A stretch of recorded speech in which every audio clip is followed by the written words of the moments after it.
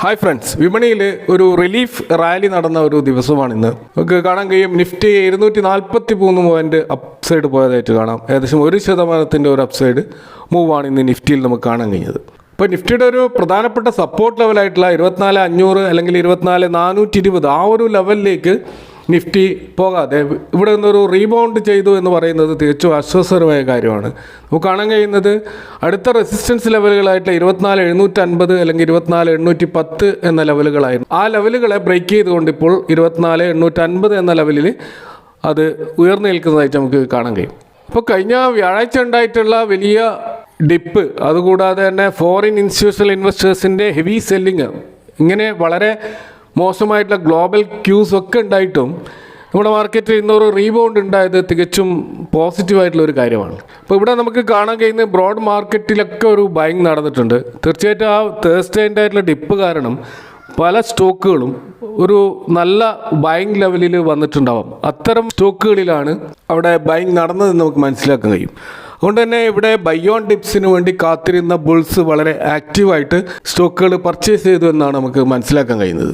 ഇതുകൂടാതെ global quiz ഒക്കെ negative ആയതുകൊണ്ട് തന്നെ എമേർജിംഗ് മാർക്കറ്റായിട്ടുള്ള ഇന്ത്യയിലേക്ക് കൂടുതൽ അറ്റൻഷൻ വരുന്നതിൻ്റെ ഒരു ഭാഗമായിട്ടും, അതുപോലെ സെൽ അമേരിക്ക ബൈ ഇന്ത്യ എന്നൊരു സ്ട്രാറ്റജിയിലേക്കുള്ള ഒരു ചേഞ്ചസ് വരാനുള്ള ഒരു സാധ്യതയും പൊതുവെ ബ്രോക്കറേജുകൾ പ്രവചിക്കുന്നുണ്ട്. അതിൻ്റെ അടിസ്ഥാനത്തിലുള്ള ഒരു ബുള്ളിഷ്നെസ് മൊത്തത്തിൽ മാർക്കറ്റിൽ ഉണ്ടായിട്ടുണ്ട്. അപ്പോൾ ഗ്ലോബൽ ക്യൂസൊക്കെ അതിൻ്റെ ആ ഒരു നെഗറ്റിവിറ്റി ഇപ്പോൾ തുടർന്നുകൊണ്ടിരിക്കുകയാണ്. അപ്പോൾ ആകെ ഒരു ആശ്വാസമായിട്ട് നമുക്ക് കാണുന്നത് ക്രൂഡ് ഓയിൽ പ്രൈസിലുണ്ടായ ഡിപ്പ് മാത്രമാണ്.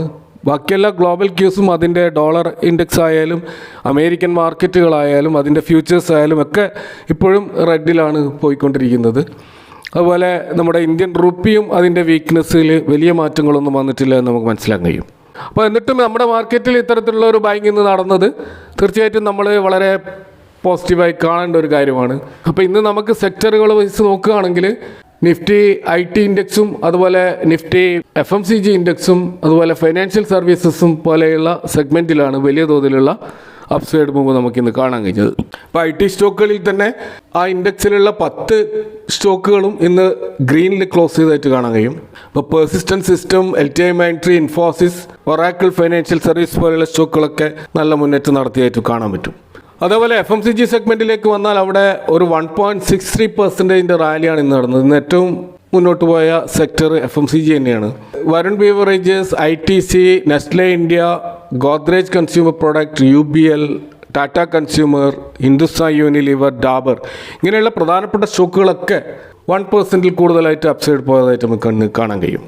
ഇപ്പോൾ ഈ ഒരു സെഗ്മെൻറ്റിലെ ഹൊനാസ കൺസ്യൂമർ എന്ന് പറയുന്ന ആ ഒരു സ്റ്റോക്ക് അതിന്ന് 20% ഒരു അപ്സൈഡ് മൂവ് പോയതായിട്ട് കാണാം. അപ്പോൾ നിഫ്റ്റി 500 സ്റ്റോക്കുകളിൽ ഏറ്റവും അധികം ഇന്ന് അപ്സൈഡ് പോയിട്ടുള്ളത് ഈ ഹൊനാസ കൺസ്യൂമറാണ്.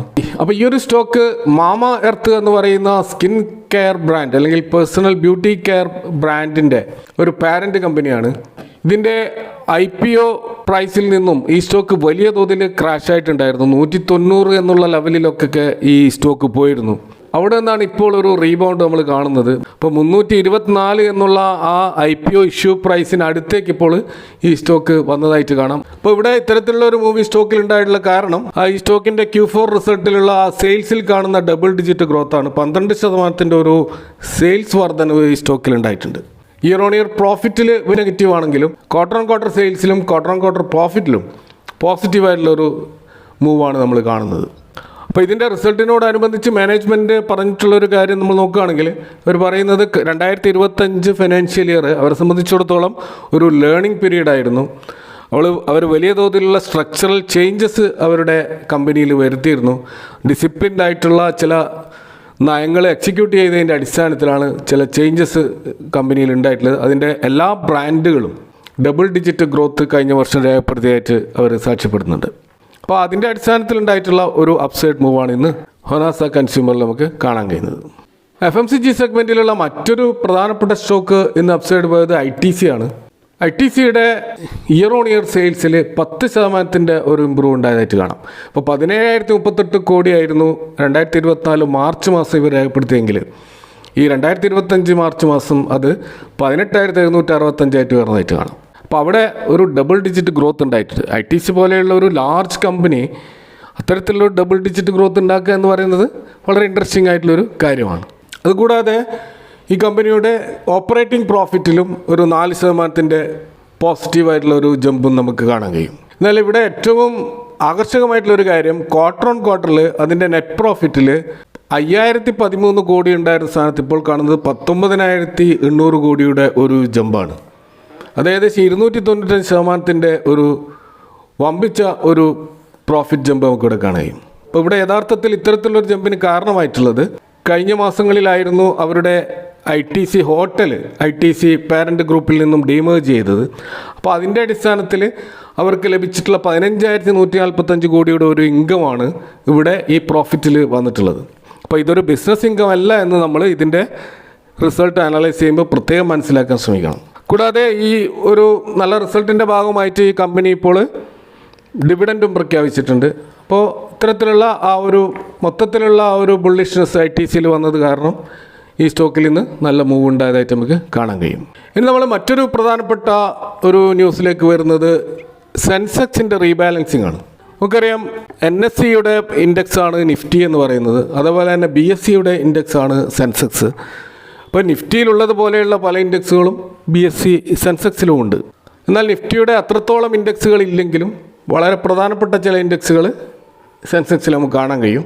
അപ്പോൾ അവിടെ നടക്കാൻ പോകുന്ന ഒരു റീബാലൻസിങ് ആണ് ഇപ്പോൾ നമുക്ക് കാണാൻ കഴിയുന്നത്. അപ്പോൾ അവരുടെ സബ്സിഡിയറി കമ്പനി ആയിട്ടുള്ള ഏഷ്യ ഇൻഡെക്സ് പ്രൈവറ്റ് ലിമിറ്റഡ് ആണ് ഇത് അനൗൺസ് ചെയ്തിരിക്കുന്നത്. അവർ പറഞ്ഞതിൻ്റെ അടിസ്ഥാനത്തിൽ 2025 ജൂൺ 23 ഈ ഒരു റീബാലൻസിങ് പ്രാബല്യത്തിൽ വരുമെന്നാണ് പറഞ്ഞിട്ടുള്ളത്.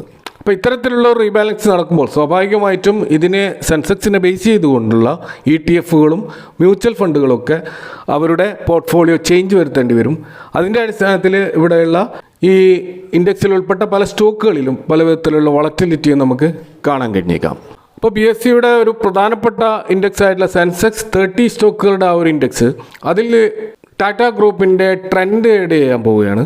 ട്രെൻഡ് എന്നുള്ളത് റീറ്റെയിൽ മേഖലയിലുള്ള സ്റ്റോക്കാണ്. അതുകൂടാതെ ഡിഫൻസ് സെഗ്മെൻറ്റിലുള്ള ഭാരത് ഇലക്ട്രോണിക്സും ഈ സെൻസെക്സ് 30യിലേക്ക് വരാൻ പോവുകയാണ്. അപ്പോൾ ഇവരവിടേക്ക് വരുമ്പോൾ അവിടെ നിന്ന് റീപ്ലേസ് ചെയ്യാൻ പോകുന്നത് ഇൻഡസിൻഡ് ബാങ്കിനെയും നെസ്ലെ ഇന്ത്യയുമാണ്. അപ്പോൾ അതുപോലെ തന്നെ സെൻസെക്സ് 50 ഇൻഡെക്സ് എന്ന് പറയുന്ന മറ്റൊരു ഇൻഡെക്സ് ഉണ്ട്.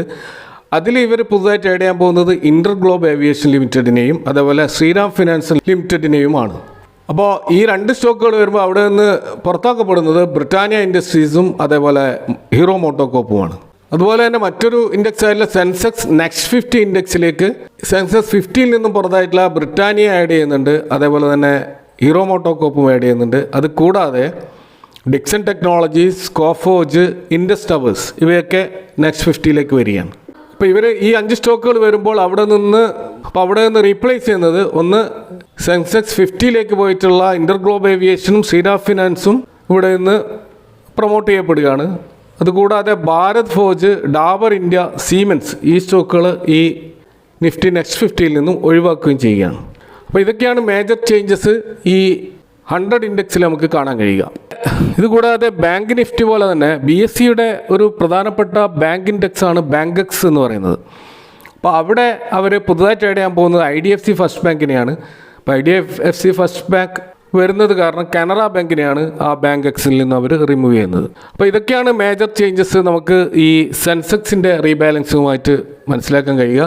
അപ്പോൾ ഇത് ഇംപ്ലിമെൻറ്റ് ചെയ്യാൻ പോകുന്നത് ജൂൺ മാസം 23 അപ്പോൾ ആ സമയത്തായിരിക്കാം ഇതിൻ്റെ കൃത്യമായിട്ടുള്ളൊരു പിക്ചർ നമുക്ക് കാണാൻ കഴിയുക.